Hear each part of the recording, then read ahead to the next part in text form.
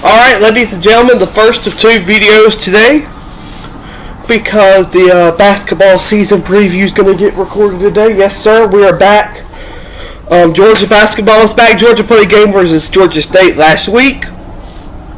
But before we talk about basketball, we're going to do the recap and preview of Georgia Ole Miss I forgot Georgia doesn't play again, so this is a recap. Georgia is not playing next week. I have no idea what I was thinking, but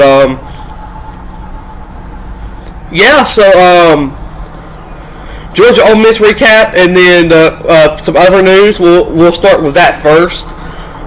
Billy Napier fired at Florida. Mike Norvell may be fired at Florida State, and Hugh Freeze may be fired at Auburn. The other Norvell, I don't know if they're related, but I can't remember what his name was, but he was at Colorado State. He was fired today.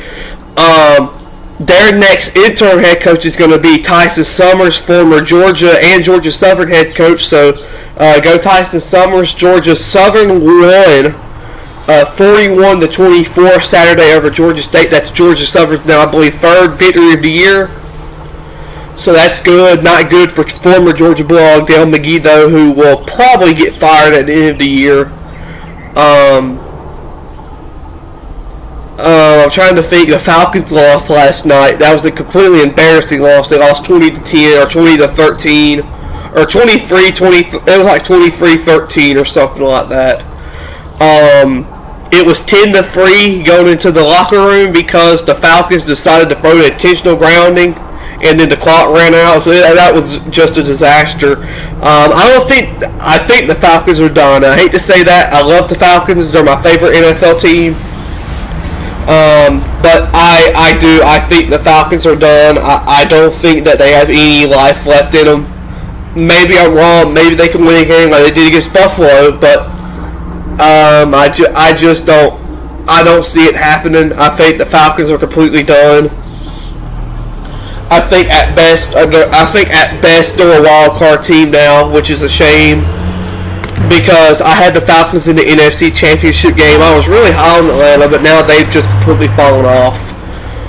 Georgia hockey won over the weekend versus Ole Miss, so that's good. Georgia hockey doing good.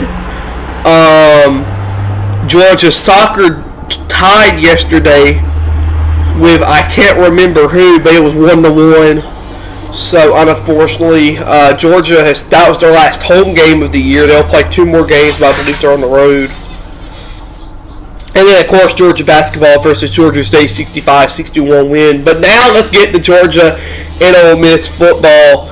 And what a great first half. Real quick, here's your first half highlights with Scott Howard and Josh Brock on the Georgia Bulldogs Radio Network. 53-yarder at Auburn last week. Here we go. Snap, hold, kick on the way. It's got good distance. Does it have the accuracy? You bet it does. Good. 51-yard kick by Peyton Woodring. He's done it again. And receivers right, one to the left, and Diggs in the backfield. They work out of the shotgun on 3rd and goal. On the 7, pressure from the edges. Oh, Chambliss escapes. He's running left. He escapes again at the 5, gets inside the pylon for a touchdown. We had two cracks at him, Chris Cole and Raylan Wilson, and neither linebacker could get him down. Touchdown Ole Miss. First down, though. You're not kidding. Split backfield right now. Jones to the left, Branch to the right. Stockton stands between them. Now Branch motions left, and Stockton pump fakes to him, throws to the end zone, wide open, Lucky! Touchdown! Spinning wide open catch in the left corner of the end zone to put the Dogs back in front. Love the confusion that particular pass route tree did to the Ole Miss defense. Everyone lost and lucky. Man, that's a tongue twister right there. Say that 3 times. Lost and lucky there, and just absolute delivered on the money. In front again. Work out of the shotgun. They snap it back, hand it to Lacey, and he's in. Touchdown. It's leading here in the second quarter. Snap it to Gunner. He play fakes. Oh, he dinks the man and runs down the hash. Now he's angling towards the goal line. Touchdown, running, standing up. Gunner Stockton as they push him across the goal line. One of the Ole Miss defenders just shoved him in the back, but he had already scored by then. What a move by Gunner Stockton on the play fake. And then to deke the man, that was Uman Mielen that had come into the backfield. And Gunner just made him look silly as he ran right by him. Touchdown, Georgia, and the Dogs are back in front. Ran right by him, Scott, because what a play design from Mike Bobo. You had a heavy set to the right side of your offensive line. Monroe Freeland comes over and lines up at the tight end position on the right side. Elias Williams is then your backside, quote-unquote, left tackle. So Chambliss is out. Nope, they both quarterbacks stay in the game, as you just said. And Simmons was standing in front of him. Will expire in quarter number 2. Just 2 seconds remain.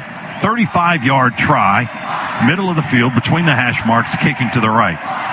Gardner to snap, Gunner to hold, Woodring to kick. And the kick is away, and the execution is good. Perfect. And that's the end of the half. Okay, so yeah, you see it. What a first half. I mean, Ole Miss, Georgia got the ball first. If Georgia is doing good first, Georgia scores, then Ole Miss scores, then Georgia scores, then Ole Miss scores, then Georgia scores, then Ole Miss scores. I mean, what a great first half of football that was. Not great for defense if you're a defensive person, not a first half. And really the only thing that made a difference in these two games in this game was Georgia set them up for field goals, and Ole Miss not. I mean, if you think about it, if Georgia would have scored touchdowns just like Ole Miss did, they would have been even until the end. So, I mean, my takeaway from this entire game, we'll get to it in the second half too, but Georgia's defense has got to play better. I mean, just straight up, I mean, you have to play better. There's no reason why you should be in these 30 to 40 point shootouts. You have to play better.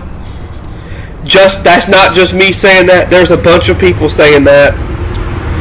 You have to play better. You just have to. I mean, you have to find a way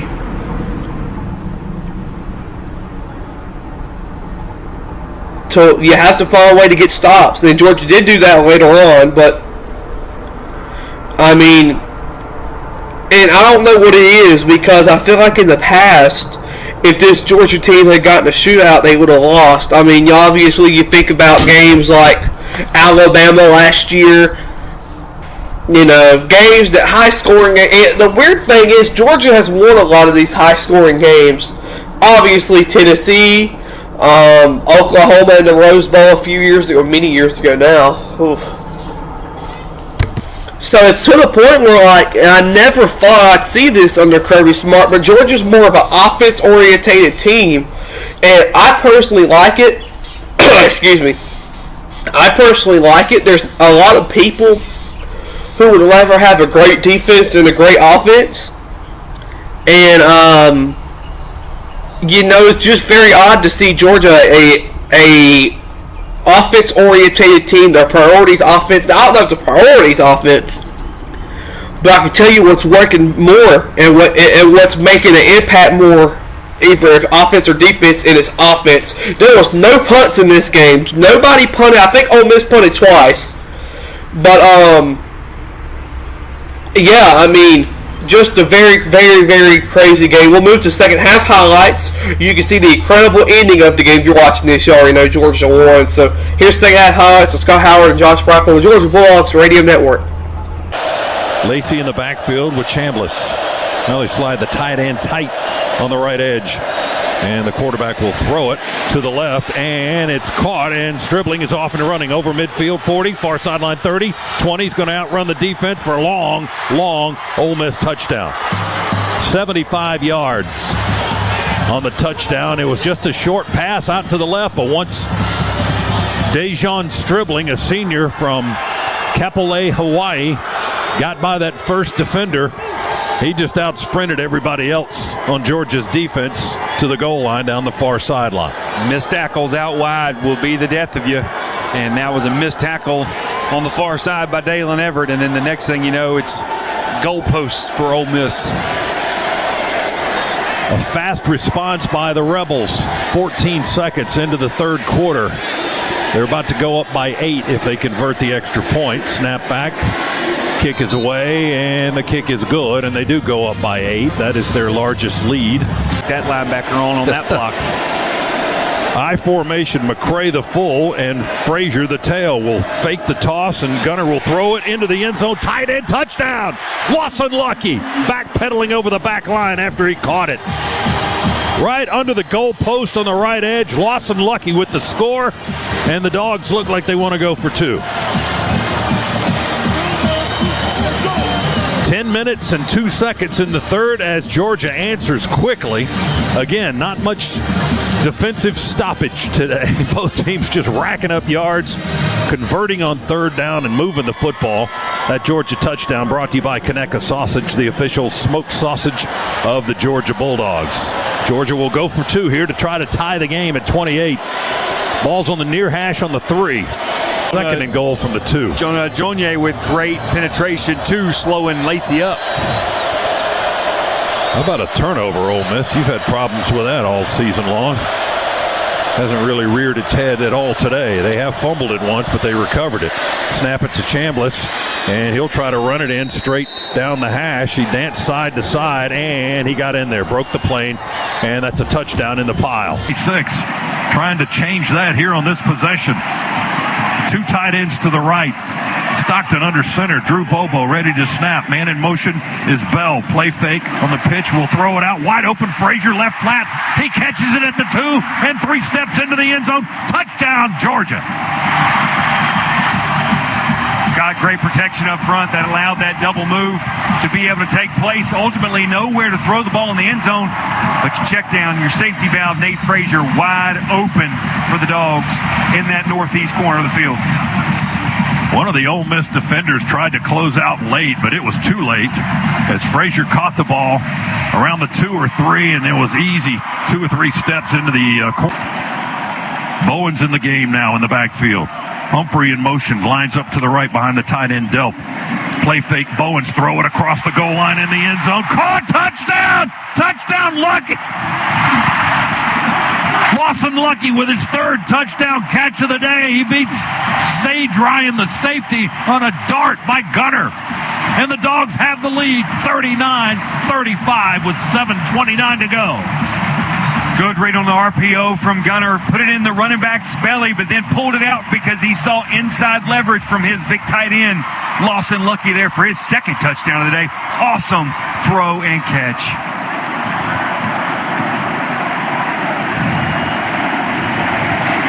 Dogs retake the lead for the first time to go up 8 with 2:09 remaining. Woodring has made both of his attempts today. Trying to go 3 for 3. 42-yard try. Bo Gardner to snap. Gunner to hold. Peyton to kick. Kick is away towards the uprights. And good! And good! Peyton Woodring with a 42-yarder to put Georgia up 43-35. Scott, that was a low snap handled well by Gunner Stockton. That ball was on the ground when it got to Stockton. And the old baseball player in him put that right on the tee just perfectly, even though they're really hitting the tee there. But he put it right on perfect tee for Woodring to hit it. Good hands from Gunner Stockton. And with that good kick, the good hands at Allstate will contribute to the Georgia Bulldogs Athletic Scholarship Funds for student athletes across all sports. Thank you to Allstate. 2:06 to go, 4th quarter. Georgia now 43. Ole Miss had it hit him in the hands, and he dropped it at the 48. Trying to go again to Deuce Alexander. Scott, Georgia made an adjustment defensively, went man coverage right there. They've been in zone all day long to stop the big play of Ole Miss, but they went man coverage there. That definitely confused the young quarterback. Here's match point number 1. This is the ball game if Ole Miss doesn't convert. 4th and 10 from their own 35-yard line. Snap back, Chambliss to throw. Pass is batted up in the air. Incomplete. Ford knocked it down at the line of scrimmage. Dogs are going to win the game.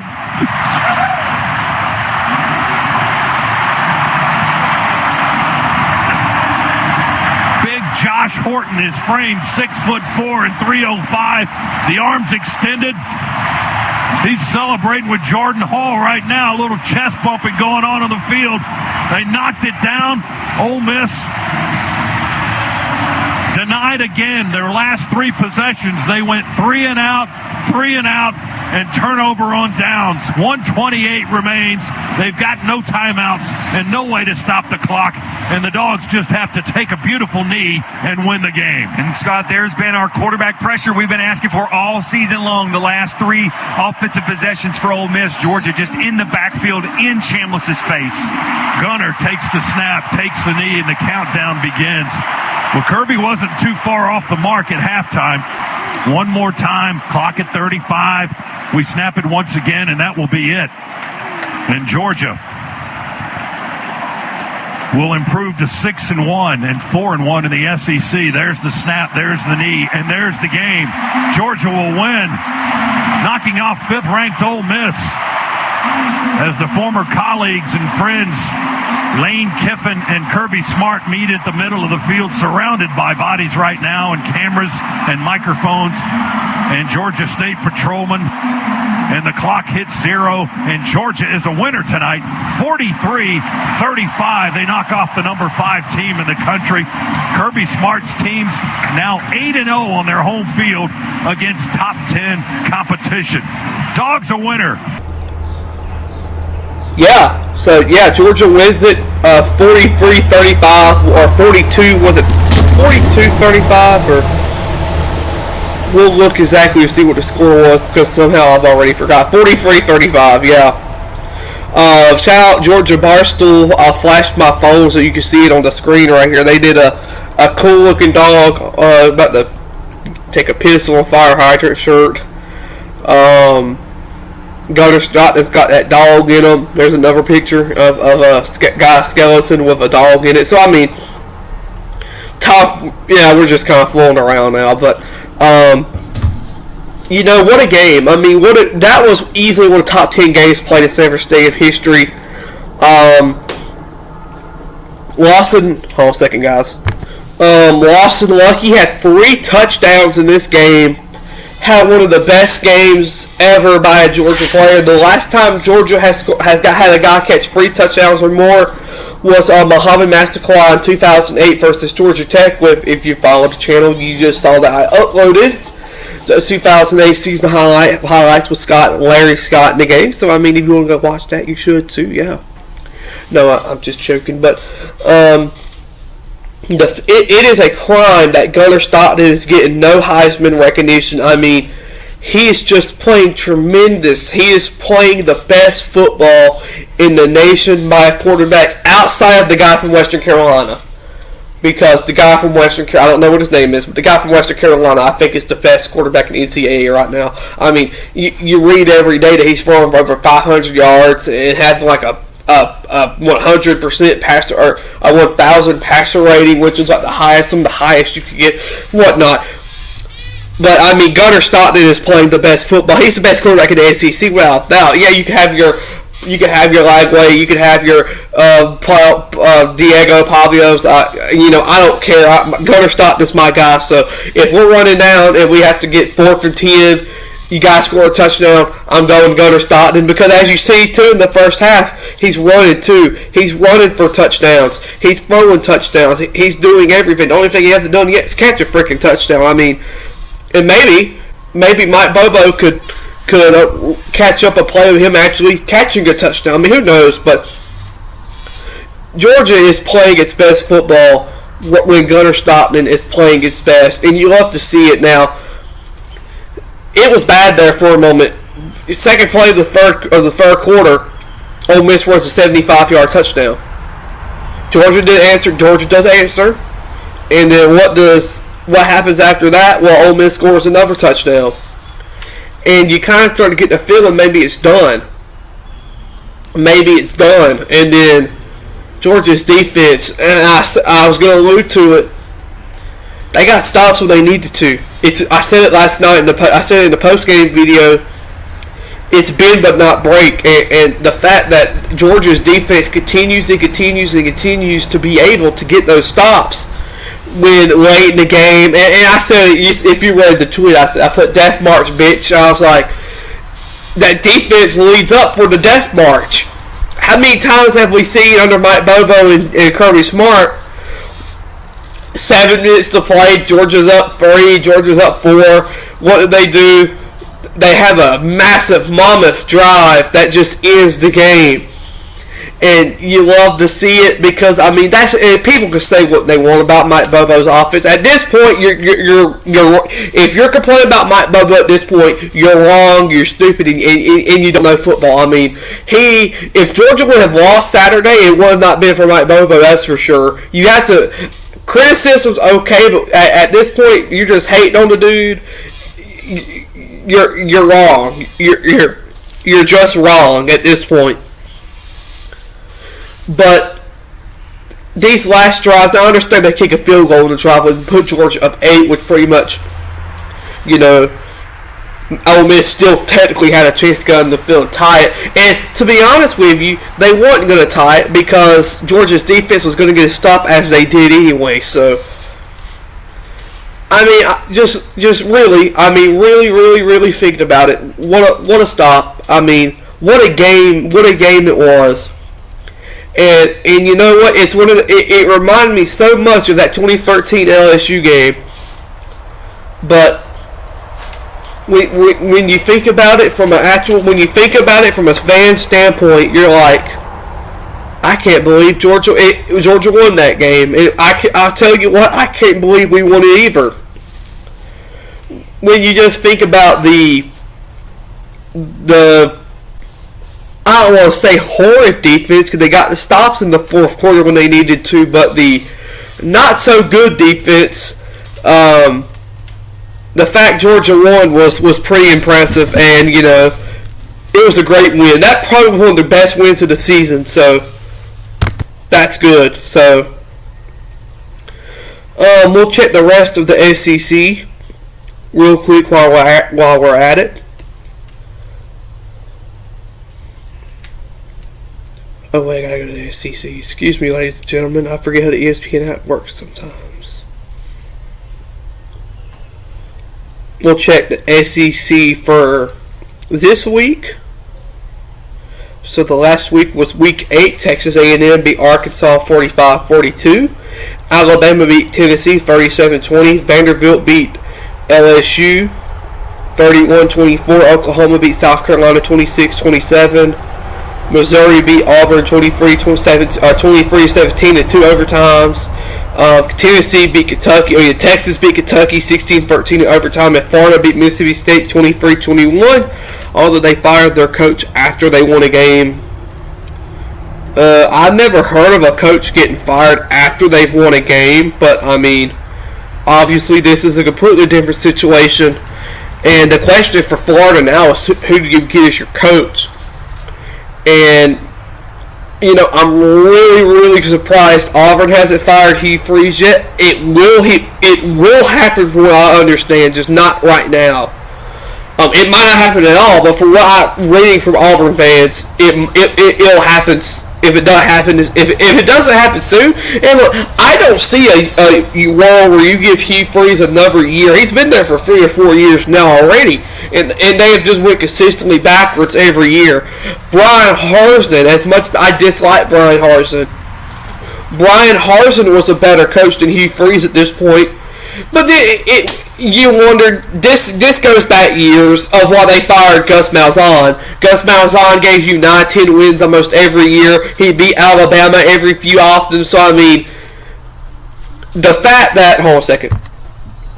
The fact you fired Gus Malzahn pretty much to me made no sense. It proved you weren't serious about football. And maybe that's just me running my mouth a bit. I don't like Auburn. But Gus Malzahn to me was the best coach they had. Gus won games. He won more than 3 games. He won more than 4 games. So, I don't know. That was just a whole bunch of weird stuff. But for Florida, I don't know who you get as your head coach. The names I'm reading for Florida, that Florida fans told me, Lane Kiffin, I get that. But, I like Lane, but, why would you go for a coach that can't win the big game? Lane Kiffin he can win other games, but when it comes to your big game, which at Florida would be Georgia, Tennessee, Florida State or Miami to go undefeated or something like that. I mean, that just doesn't happen. I mean, he doesn't win the big game, so why would you? I'm not a Florida fan, so I don't know what the conversations of Florida are like right now. But I mean, you have Dan Mullen who wins 9 to 10 games every year too. Then you go for Billy Napier. People thought Billy Napier was going to be the next big hire. I mean, they were happy to see Dan Mullen walk, and then Dan Mullen. I said on my video a few weeks ago, if Florida had a better coach, they'd be undefeated this season. I really, really believe if Dan Mullen was Florida's coach, they'd be undefeated or one loss. I mean, it's just one of those situations that you think the grass is greener on the other end. It's not. It's not. I mean, I'm sorry. It's proven it's not. So I don't know who Florida gets, but maybe they'll get somebody good for the sake of the Florida Gator fans. Marcus Freeman too was one I heard, but I don't think Marcus Freeman should leave for Notre Dame for Florida because I think that'd work out horrible. I think if he stays at Notre Dame, he can win a national championship. They made it last year. I think they could very well do it in a few years. Not this year. They've already had 2 losses or so, but yeah, they could make it. But SEC schedule this year this week for October 25th. Ole Miss and Oklahoma. That's number 8 Ole Miss versus number 13 Oklahoma. Auburn and Arkansas at 12:45. Alabama and South Carolina. Number 4 Alabama and South Carolina at 3:30. 15 Missouri and 10 Vanderbilt at 3:30 on ESPN. Texas and Mississippi State, number 22 Texas versus Mississippi State at 4:15. Number 3 Texas A&M, number 20 LSU, and then number 17 Tennessee and unranked Kentucky. So no Georgia game this week, and we're going to fill the void. I'll be finishing the Rainbow Classic from the 07-08 season. I'm currently editing the Tulane games, so I got to finish those 3 games. We're going to have a bunch of old games this week. Because I understand it's a bye week, so we got to get stuff to fill the void. I'm not gonna upload. I'll upload Monday, Tuesday, Wednesday, and Thursday, but none Friday, none Saturday, and none Sunday because Georgia basketball playing Troy in an exhibition Sunday, and then after that the real season starts. So that's why I'm actually about to record the season preview show. As when that game ends, it'll be a week to the season, I believe. Yeah. So,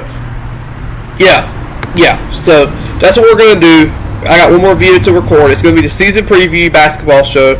And I understand a lot of football viewers, but if you are watching this, you got to understand too, this priority is this is a basketball-oriented channel. This is what I run with. So football content will not slow down, but just understand you're going to be seeing more stuff here that you might not necessarily like in the future. So Georgia basketball preview show about to start right now in a minute once I get a second.